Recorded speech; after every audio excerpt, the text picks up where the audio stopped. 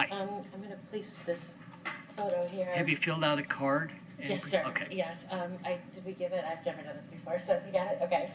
I know that you all are, Laura Lamont. My name is Laura Lamont, and I know that you're considering a ban on Kratom, and I just wanted to speak about my son who died after using Kratom on July 7th of 2017. He was a recovering addict, and he used Kratom thinking that it would help him wean off of opioids, and he passed away in the night, and the coroner found that he died from Kratom intoxication, acute Kratom intoxication.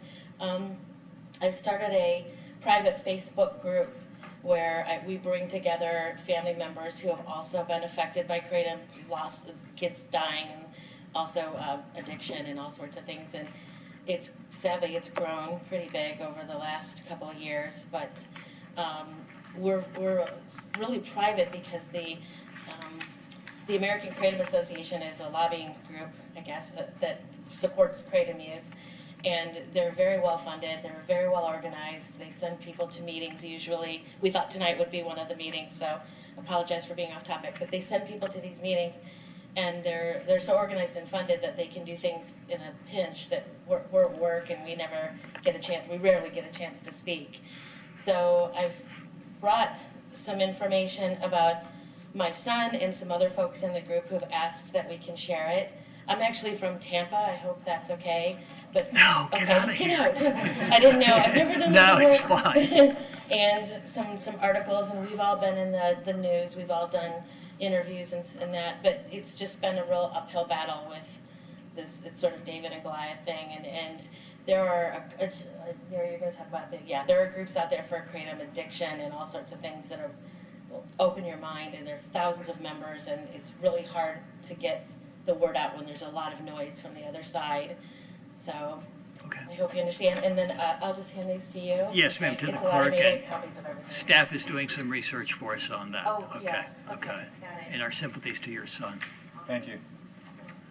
Hi, since we'll stay on subject, my name is Mary Tabar, and me and my husband had a 15-year-old that was straight A student, 3 different sports, very well driven. She was doing college classes by 10th grade. They opened up this tea bar, I guess that's what they call them. We thought at the time it was like a Starbucks because she was hanging out there more and more. The next thing we knew, she went into a psychosis, lost all her scholarships. She still has brain issues to this day, loss of concentration,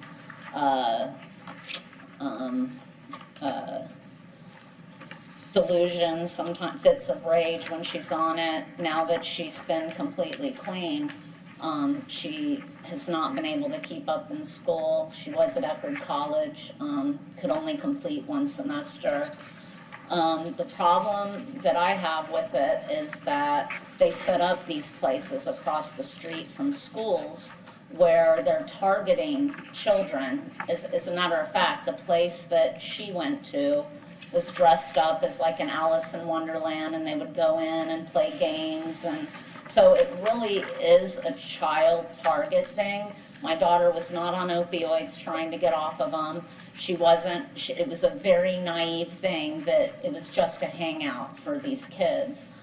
We've spent thousands of dollars on neurologists, psychologists, trying to see if we can help her brain. So I went on to a site called Quitting Kratom, which was people that are on it right now that have these side effects, because obviously I'm curious, are other people experiencing these things? From what I understand, and when I started 3 months ago, it was 750 members. It is now 1,600 members, and these are people that are addicted, can't get off of it, or did get off of it but have lots of medical problems. And some of the things they say are hair loss, depression, disassociation, addiction, weight loss, bloated stomach, panics, attacks, opioid withdrawals, skin problems, hallucinations, anger issues, seizures, bowel movements, It goes on and on and on. This is not, they portray it as a health, like it's a healthy supplement. It is not.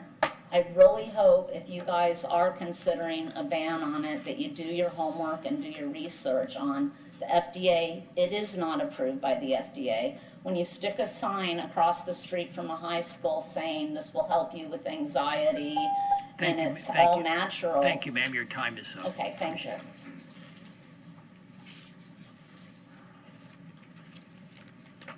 Hi, my name is Brett Taylor. And both of y'all filled out the cards? Yes, I did.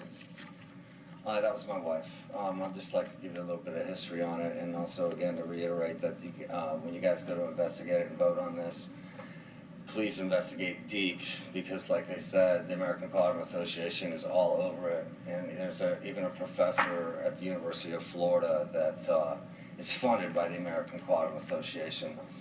Just like a couple weeks ago, he was on NPR radio, and I was listening intensely because of what we're going through. But he said nothing negative about it, only hyped it up, and probably talked more people into using this stuff. So he's being bought by the Kratom Association. So I wouldn't listen to, his name is McCurdy, so I wouldn't put a whole lot of faith in what he's saying. He was given like $3.5 million by the American Kratom Association. Also, when that stuff comes from Thailand or overseas, those countries, it's illegal there. They can sell it to like America and other countries, but there it's illegal for their citizens to use. So keep that in mind.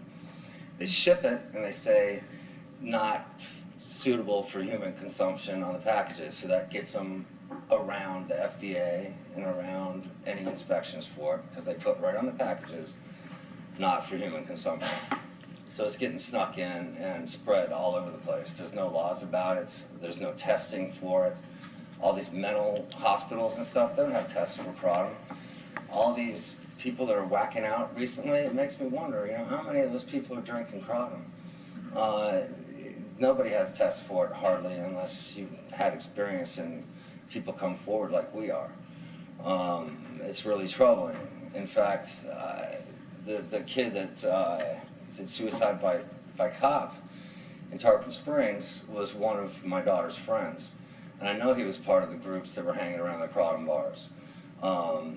He is dead because he went into a psychosis. We can't prove there was Kratom because back then they didn't have tests for it.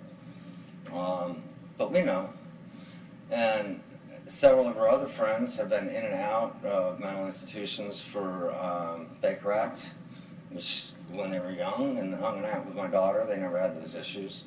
So I think this stuff mostly affects younger people, like under 25, when the brain is still developing. It might be okay, I don't know, I'm not a doctor, for people over 25 once your brain is fully developed. But there's serious issues with young people in this garbage. Thank you. Thank you. Anybody else from the public wish